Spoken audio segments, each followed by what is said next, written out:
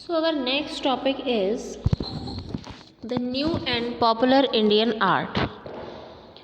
In the 19th century, a new world of popular art developed in many of the sites of India. 19th century में नया जो world था popular art का develop हुआ बहुत सारे इंडिया की बहुत सारी सिटीज़ में.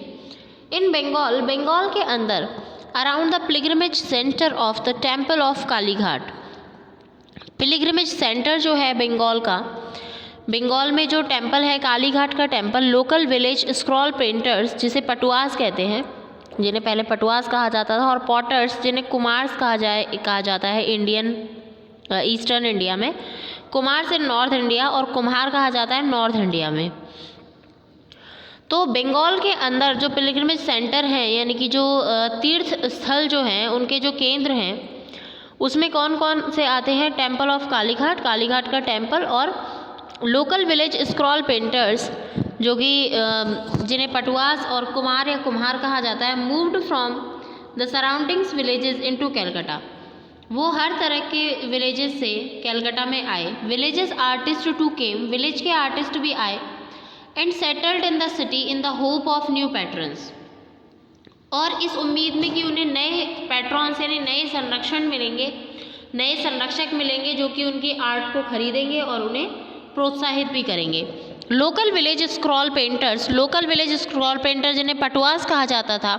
The potters were called Kumars, और पॉटर्स जिन्हें कुमार्स कहा जाता था ईस्टर्न इंडिया में, और वेस्ट और नदर्न इंडिया में उन्हें कुम्हार कहा जाता था. Many of them from surrounding villages moved to Calcutta. उनमें से बहुत सारे लोग जो थे वो कैलकाटा की तरफ मूव कर गए in the early 19th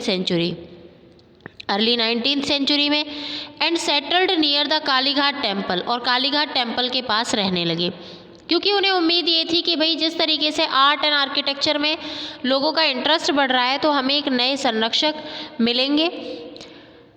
this was the time when the city was developing as a commercial and administrative centres. ये वही टाइम था जब सिटी जो है वो एक कमर्शियल और एडमिनिस्ट्रेटिव सेंटर की तरह डेवलप हो रही थी, और इसका पूरा फ़ायदा village artisans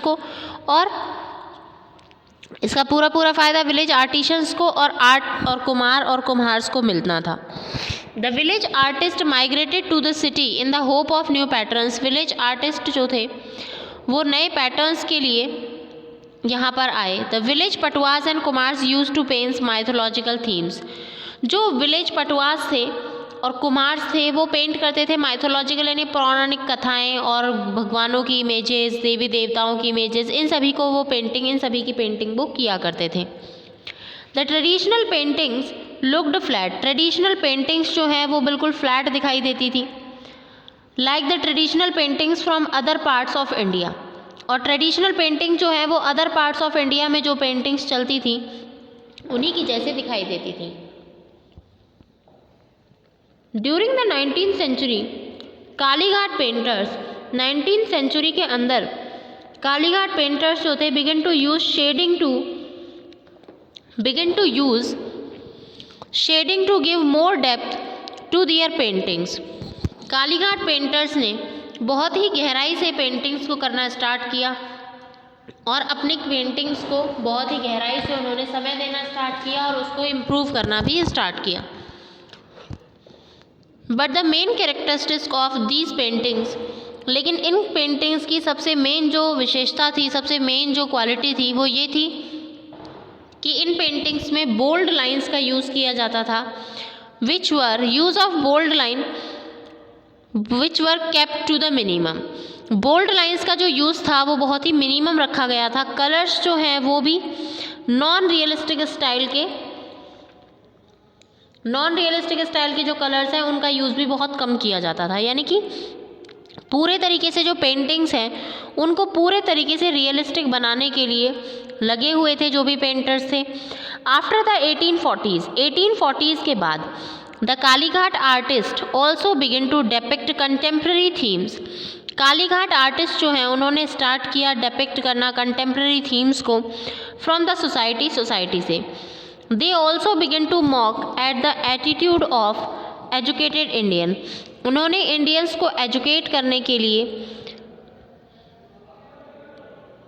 After the 1840s, the Kalighat artists also began to depict contemporary themes from the society. They also began to mock at the attitude of educated Indians towards blind apping of the Western culture. 1840s के बाद कालीघाट के जो artist थे उन्होंने भी contemporary themes यानी society से लेकर कंटेम्प्रेरी थीम्स यानी उस समय की जो करंट प्रॉब्लम्स थी, जो करंट सिचुएशंस थी, उन सिचुएशंस के अकॉर्डिंग उन्होंने भी पेंटिंग्स को बनाना स्टार्ट किया. They also began to mock at the attitude of educated Indians. उन्होंने एजुकेटेड इंडियंस के एटीट्यूड्स को भी towards blind aping the western culture, उसका मजाक बनाना भी स्टार्ट किया. जो एजुकेटेड इंडियंस थे कि वो किस तरीके से वेस्टर्न कल्चर की तरफ अंधे लोगों की तरह भागे जा रहे थे. Many of these Kalighat pictures were printed in large numbers. इनमें से बहुत सारी कालीघाट की जो पिक्चर्स थी बहुत लार्ज नंबर में प्रिंट हुई और सोल्ड हुई मार्केट में. Initially block printing was used for making reprints. उस समय स्टार्टिंग में प्रिंटर्स वगैरह की जो फैसिलिटीज़ थी वो अवेलेबल नहीं थी. स्टार्टिंग में इनिशियली ब्लॉक प्रिंटिंग को यूज़ किया जाता था फॉर मेकिंग रीप्रिंट्स करने के लिए. By the late 19th century में मैकेनिकल प्रिंटर्स आए इनटू यूज़ करने के लिए, जिससे कि बहुत ईजीली और बहुत कन्वीनियंट हो गया प्रिंटिंग करना. This helped in bringing down the price of prints. इसकी वजह से प्रिंट करने के जो प्राइसेस थे उनमें भी बहुत कमी आई. यानी कि पहले जो प्रिंटिंग थी वो बहुत ज़्यादा कॉस्टली थी, लेकिन अब धीरे धीरे जो प्रिंटिंग है वो अफोर्डेबल होने लगी थी. Thus printed images became affordable to the masses. तो इस तरीके से जो प्रिंटेड इमेजेस हैं यानी प्रिंटेड जो पिक्चर्स हैं वो मासेस यानी हर पर्सन के लिए यानी लोगों के लिए, साधारण जनता के लिए भी अवेलेबल हो गई और अफोर्डेबल हो गई. Even some middle class Indian artist set up printing presses. यहाँ तक कि कुछ मिडिल क्लास इंडियन आर्टिस्ट ने अपनी खुद की प्रिंटिंग प्रेस को सेटअप कर लिया. They had been trained in British art school. वो ब्रिटिश आर्ट स्कूल में उन्होंने ट्रेनिंग ली.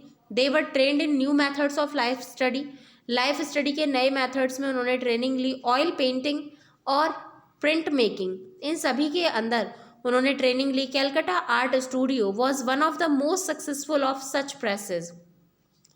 कैलकाटा आर्ट स्टूडियो जो है वो सबसे ज़्यादा उस समय का सबसे अच्छा और सबसे बड़ा मोस्ट सक्सेसफुल स्टूडियो था Calcutta art studio. These presses printed life like images of eminent Bengali personalities. ये प्रेसेस जो हैं वो प्रिंट की जाती थी लाइफ लाइक इमेजेस, यानी कि जो भी बंगालीज पर्सनैलिटी थी उनकी बिल्कुल जीती जागती जो इमेजेस थी वो सभी प्रिंट की जाती थी इन प्रेसेस के द्वारा. They also produce mythological picture यानी पौराणिक पिक्चर्स जो हैं उनको भी ये लोग प्रिंट किया करते थे. These mythological pictures were made in the backdrops of pictures Q landscape. ये माइथोलॉजिकल पिक्चर्स जो थी वो पिक्चर्स क्यू लैंडस्केप में बैकग्राउंड में बैकड्रॉप्स में बनाई जाती थी. मैनी ऑफ द कैलेंडर्स, बहुत सारे कैलेंडर्स जो थे जिनमें बहुत ही हिंदू देवी देवताओं की जिसमें बहुत सारे हिंदू देवी देवताओं की पिक्चर्स होती थी which can be seen even today have originated during this period, जो कि इसी समय ओरिजिनेट हुई थी, जो आज भी देखी जाती है बहुत सारे कैलेंडर्स में देवी देवताओं की picture. These types of popular pictures were printed. इस टाइप की पॉपुलर पिक्चर्स जो थी उन्हें प्रिंट किया जाता था and circulated in other parts of India too, और इंडिया के अदर पार्ट्स में भी सर्कुलेट कर दिया जाता था. With the spread of nationalism के फैलने, जैसे जैसे नेशनलिज्म फैला, जैसे जैसे राष्ट्रवाद की भावना प्रबल हुई, popular prints of early 20th century begin carrying nationalist messages.